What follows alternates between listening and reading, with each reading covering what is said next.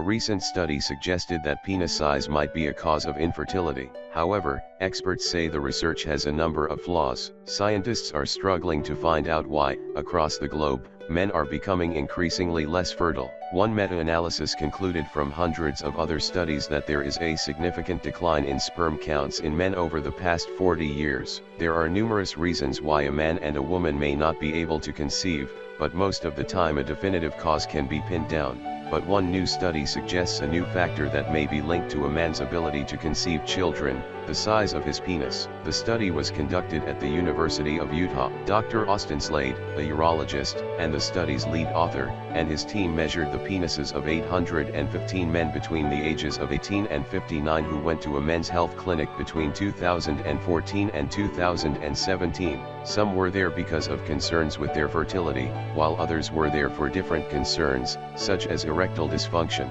The study, titled Stretched Penile Length and Infertility, a New Association, stated that the length of a man's penis when stretched to replicated the size while erect affected his ability to procreate. Specifically, men with penises averaging around 12.3 centimeters or about 4.8 inches had a more difficult time conceiving when compared to men with penises that measured 13.4 centimeters, or more than 5.2 inches. But does a mere 0.4 inches actually make the difference between being able to reproduce? Maybe, but experts not associated with the research say the study has a number of flaws and could actually prompt men to take unnecessary medical action. One major shortcoming was that the research was not peer-reviewed or published in any medical journal. Instead, the study's findings were presented earlier this month during a poster session at a conference for the American Society for Reproductive Medicine in Denver. Dr. Daniel Court, who is double board certified in obstetrics and gynecology as well as reproductive endocrinology and infertility and works with Neway Fertility in New York City,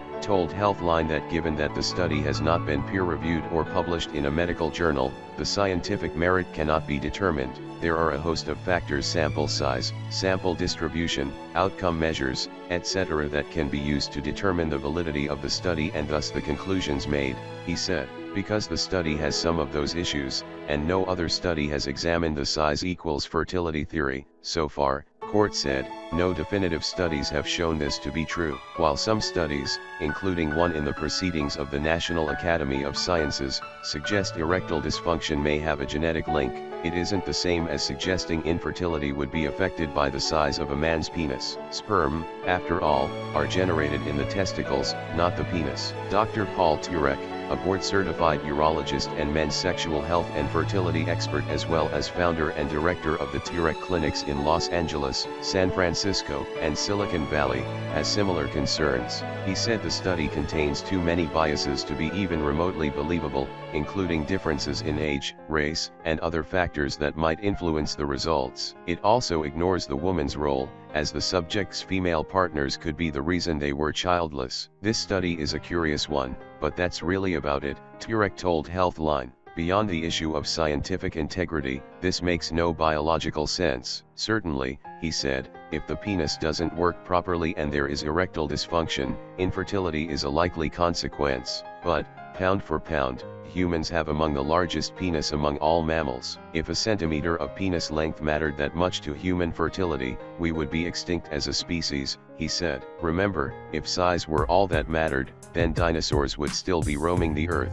In order to have any kind of validity, the study would require peer review, be able to be independently confirmed, and, of course, hold up over time. All told, the study may do more harm than good. You don't have to be in medicine or science to fathom how much psychological harm can be inflicted by unsubstantiated research on this part of the male body, Turek said. But besides hurting a few fragile male egos, this kind of unsubstantiated research could cause some men to chase after solutions to problems that don't exist. Unsubstantiated research has the potential to increase unnecessary anxiety, which can cause a host of other problems, Court said. In today's world, such anxiety typically leads to unnecessary testing and sometimes unnecessary medical treatment.